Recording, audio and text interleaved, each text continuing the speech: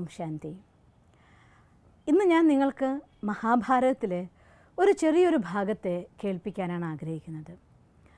മഹാഭാരത കഥയിലെ എല്ലാവരും അറിയുന്നൊരു ഭാഗമാണ് അഭിമന്യുവധം. ചക്രവ്യൂഹത്തിൻ്റെ ഉള്ളിലേക്ക് കയറാൻ മാത്രം പഠിച്ച അഭിമന്യു കൂടെ സഹായിക്കാമെന്നതായിരിക്കുന്ന വാഗ്ദാനത്തോടെ പാണ്ഡവന്മാരിൽ 4 പേരും ഒത്തുകൊണ്ട് ചക്രവ്യൂഹത്തെ തകർത്ത് അകത്ത് കടന്നു. എന്നാൽ കൗരവന്മാരുടെ പെങ്ങളായിരിക്കുന്ന ദുശ്ശലയുടെ ഭർത്താവ് ജയദ്രഥൻ ഒരു ദിവസം പാണ്ഡവന്മാരെ തൻ്റെ ശക്തി കൊണ്ട് തടഞ്ഞു നിർത്താൻ സാധിക്കുമെന്ന് തപസ്സിരുന്ന് വരം നേടിക്കൊണ്ട് ആ ദിവസത്തേക്ക് വേണ്ടി അവിടെ എത്തിച്ചേർന്നിട്ടുണ്ടായിരുന്നു. അഭിമന്യുവിനെ ചക്രവ്യൂഹത്തിലാക്കി വധിക്കുക എന്നതായിട്ടുള്ള കുതന്ത്രത്തോടു കൂടിയായിരുന്നു കൗരവന്മാരുടെ പ്ലാൻ. അതുകൊണ്ട് തന്നെ അഭിമന്യുവിനെ ചക്രവ്യൂഹത്തിൽ കടക്കാൻ അനുവദിച്ച ശേഷം മറ്റ് 4 പാണ്ഡവന്മാരെയോ പാണ്ഡവ സൈന്യത്തിനെയോ അതിലേക്ക് കടക്കാനായിട്ട് ആരും സമ്മതിച്ചില്ല. തൻ്റെ അത്യധികമായിരിക്കുന്ന സാമർഥ്യം കൊണ്ട് പല മഹാരഥന്മാരെയും വധിച്ച അഭിമന്യുവിനെ 6 മഹാരഥന്മാർ ചേർന്ന് വളരെ ക്രൂരമായിട്ട് വധിച്ചു. ഇക്കാര്യം അറിഞ്ഞ അർജുനൻ ഇമോഷണലി വീക്കായിപ്പോയി. ഒരച്ഛനെ സംബന്ധിച്ചിടത്തോളം സഹിക്കാൻ പറ്റുന്നതിൽ അത്രയും വേദനാജനകമായിട്ടുള്ളൊരു സന്ദർഭമായിരുന്നു. യുദ്ധത്തിൻ്റെ എല്ലാ നിയമങ്ങളെയും കാറ്റിൽ പറത്തിക്കൊണ്ട് 16കാരനായിട്ടുള്ള ഒരു കുഞ്ഞിനെ അത്യധികം മഹാരഥന്മാരായ 6 പേര് ചേർന്ന് ഒന്നിച്ചൊരു മൃഗത്തിനെ വേട്ടയാടും പോലെ, ഒരു കൂട്ടം സിംഹങ്ങൾ ചേർന്ന് വേട്ടയാടും പോലെ കൊല്ലുകയാണ്. ആ കഥ കേട്ട അർജുനൻ്റെ ഹൃദയം ദുഃഖം കൊണ്ട് വിദീർണമായിപ്പോയി. ആ ഒരു നിമിഷത്തിൽ സ്വന്തം ആത്മനിയന്ത്രണം എല്ലാം മറന്നുപോയി. എല്ലാം മറന്ന് അർജുനൻ പ്രതിജ്ഞ ചെയ്യുകയാണ്, നാളെ വൈകുന്നേരമാവുമ്പോഴത്തേക്കും ഈ പാണ്ഡവന്മാരെയും സൈന്യത്തിനും പുറത്ത് തടഞ്ഞു നിർത്തിയതായിരിക്കുന്ന ജയദ്രഥനെ ഞാൻ വധിച്ചിരിക്കും, ഇല്ലെങ്കിൽ അഗ്നിപ്രവേശം ചെയ്തിരിക്കും. അന്നത്തെ ഭാഷയിൽ അഗ്നിപ്രവേശം, ഇന്നത്തെ ഭാഷയിൽ ആത്മഹത്യ ചെയ്യുമെന്ന്. ഇത് കേട്ടതും കൗരവപക്ഷത്ത് വിജയകാഹളം മുഴക്കി എന്നാണ് പറയുന്നത്. കാരണം എന്താണെന്ന് വെച്ചാൽ ഒരു അർജുനൻ മരിച്ചാൽ മതി, അവരെ സംബന്ധിച്ചിടത്തോളം വിജയം ഉറപ്പായിരുന്നു. അടുത്ത ദിവസം പ്രഭാതമായി. ഒരു കൊടുങ്കാറ്റിൻ്റെ വേഗതയോട് കൂടിയിട്ട് തൻ്റെ യുക്തിയും ബുദ്ധിയും സാമർഥ്യവും എല്ലാം ഉപയോഗിച്ചുകൊണ്ട് പല ചക്രവ്യൂഹങ്ങളെ ഭേദിച്ചും തോൽപ്പിച്ചുമായിട്ട് അർജുനൻ മുന്നേറി. ആദ്യം തടഞ്ഞ കർണനെ തോൽപ്പിച്ചു. ദ്രോണനെ വലം വെച്ചുകൊണ്ട് പറഞ്ഞു, അങ്ങൻ്റെ ആചാര്യനാണ്, അങ്ങയോട് യുദ്ധത്തിനല്ല, യുദ്ധം ഞാനിന്ന് ഒരാളായിട്ടേ പ്രഖ്യാപിച്ചിട്ടുള്ളൂ, അതുകൊണ്ട് ഞാൻ അങ്ങയെ വലം വെച്ച് പോവുകയാണെന്ന് യുക്തി കൊണ്ട് ദ്രോണരെ തോൽപ്പിച്ചു. അത് കഴിഞ്ഞ് അടുത്ത ചക്രവ്യൂഹത്തെ ഭേദിച്ചുകൊണ്ട് മുന്നോട്ട് പോകും എന്ന അവസ്ഥ വരെ എത്തി. അപ്പോഴത്തേക്കും വൈകുന്നേരമായി തുടങ്ങി. ഇത്രയും പേര് പലരും തടഞ്ഞ് അർജുനൻ കൊടുങ്കാറ്റിൻ്റെ വേഗത്തിൽ മുന്നേറിയിട്ടും ലക്ഷ്യം കാണില്ല എന്നൊരവസ്ഥ വന്നു.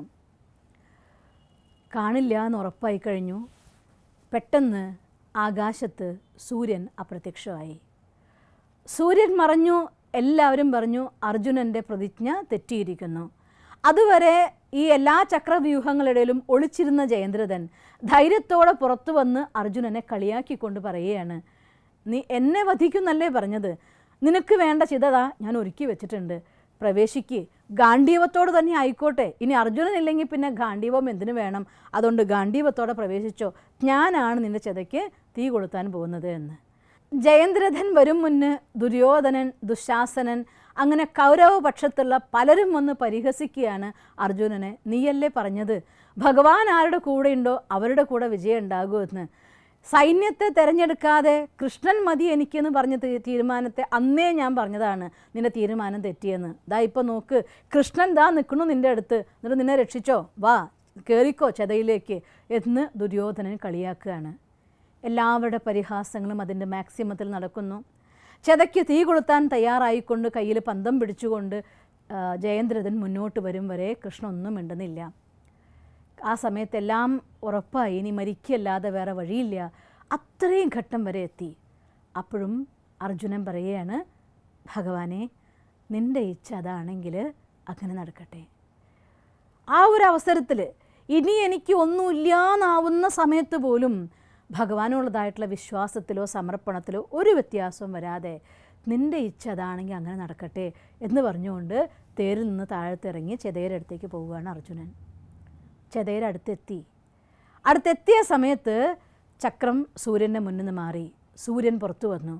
എല്ലാവരും വിചാരിച്ചിരുന്നു സന്ധ്യ മയങ്ങിയെന്ന്. അതേസമയം ചക്രം സൂര്യനെ മറച്ചതായിരുന്നു മാറി.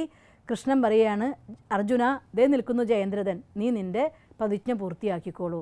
അപ്പോഴും ഓർമ്മിപ്പിക്കുകയാണ്, നീ തീർച്ചയായിട്ടും പാശുപതാസ്ത്രം കൊണ്ട് വേണം ഇത് ചെയ്യാനായിട്ട്, അല്ലെങ്കിൽ അവൻ്റെ തല ആര് താഴെ വീഴ്ത്തുന്നു അവരെ തല പൊട്ടിത്തെറിക്കുന്നൊരു നിയമമുണ്ട്. അതുകൊണ്ട് പാശുപതാസ്ത്രം കൊണ്ട് അവൻ്റെ അച്ഛൻ്റെ മടിയിൽ തന്നെ പോയി വീഴട്ടെ എന്ന് പറയുകയാണ്. തൻ്റെ മകൻ്റെ ദുസ്വഭാവത്തിന് സഹായിക്കുന്ന ഒരു താപസൻ തൻ്റെ തപസ്സിൽ മുഴുകിയിരിക്കുകയാണ്. തിന്മയ്ക്ക് വേണ്ടി തൻ്റെ തപസ്സിന് ഉപയോഗിക്കുന്നവരുടെ ഫലവും അതുതന്നെയാണ്. അതുകൊണ്ട് മകൻ്റെ തല മടിയിൽ വന്ന് വീഴുന്നു, അച്ഛൻ ഞെട്ടിപ്പിടഞ്ഞ് എഴുന്നേൽക്കുന്നു, തല താഴ്ത്തി വീഴ്ത്തി അച്ഛൻ്റെ തല പൊട്ടിത്തെറിച്ച് അച്ഛനും മരിക്കുന്നു. ഇവിടെ വളരെ വിചിത്രമായൊരു സന്ദർഭമാണ്.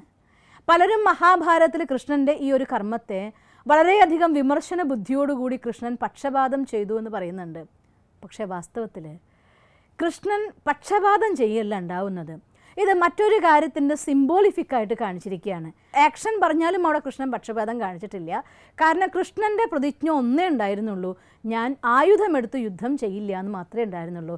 അർജുനനെ സഹായിക്കില്ല എന്ന് ഒരു പ്രതിജ്ഞ കൃഷ്ണൻ എടുത്തിട്ടുണ്ടായില്ല. ആയുധമെടുക്കില്ല, യുദ്ധം ചെയ്യില്ല എന്നുള്ള പ്രതിജ്ഞ കൃഷ്ണൻ തെറ്റിച്ചിട്ടില്ല. അർജുനൻ സഹായിക്കില്ല എന്ന് കൃഷ്ണൻ പ്രതിജ്ഞ ചെയ്തിട്ടില്ല, സഹായിച്ചിട്ടേ ഉള്ളൂ, യുദ്ധം ചെയ്തിട്ടില്ല. അതുകൊണ്ട് ആ അർത്ഥത്തിലും അതില്ല. മറ്റൊരർത്ഥത്തിൽ നോക്കി എന്താണ് ഇതിൻ്റെ ആത്മീയ രഹസ്യം എന്നറിയോ നിങ്ങൾക്ക്?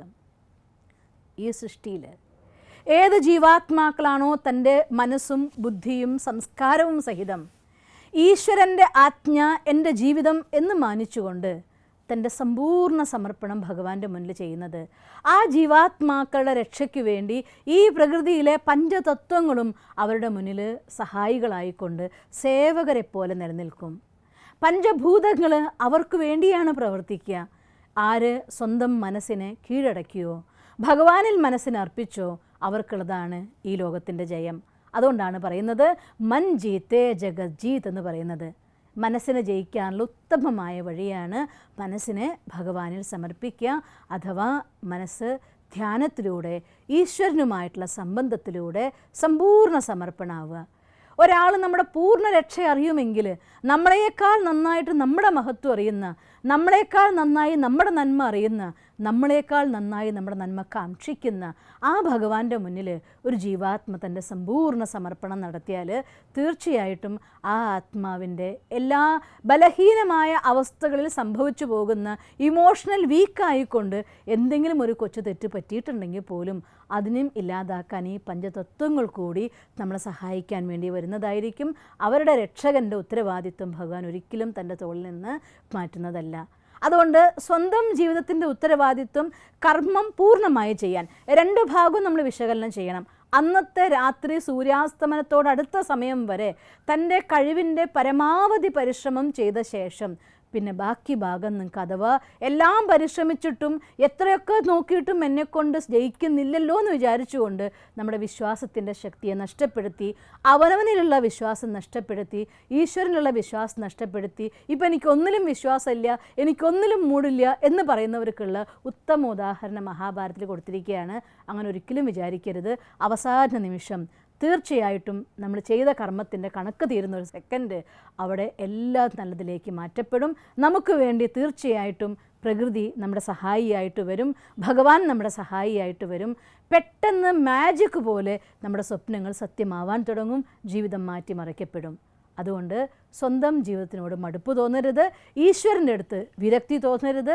മനസ്സ് ഭഗവാനിൽ അർപ്പിച്ചുകൊണ്ട് മനസ്സിനെ ജയിക്കൂ, എന്നാൽ ഈ ജഗത്തിനെ നമുക്ക് ജയിക്കാനാകും. ഓം ശാന്തി. ഈ വീഡിയോ നിങ്ങൾക്കിഷ്ടപ്പെട്ടുവെങ്കിൽ തീർച്ചയായും ഈ യൂട്യൂബ് ചാനൽ സബ്സ്ക്രൈബ് ചെയ്താൽ, കൂടാതെ please like it and share it. ഒപ്പം ഞങ്ങളുടെ ഫേസ്ബുക്ക്, ട്വിറ്റർ, ഇൻസ്റ്റാഗ്രാം കൂടി ഫോളോ ചെയ്ത് നിങ്ങളുടെ പ്രോത്സാഹനങ്ങൾ തന്നാലും. നിങ്ങളുടെ അഭിപ്രായങ്ങൾ ഞങ്ങൾക്ക് ഏറെ വിലയേറിയതാണ്. അത് കമന്റ് ബോക്സിൽ എഴുതിയാലും. ഞങ്ങളെ സ്നേഹിക്കുന്ന, ഞങ്ങളോടൊപ്പം നിൽക്കുന്ന ഏവർക്കും അകമഴിഞ്ഞ് നന്ദി.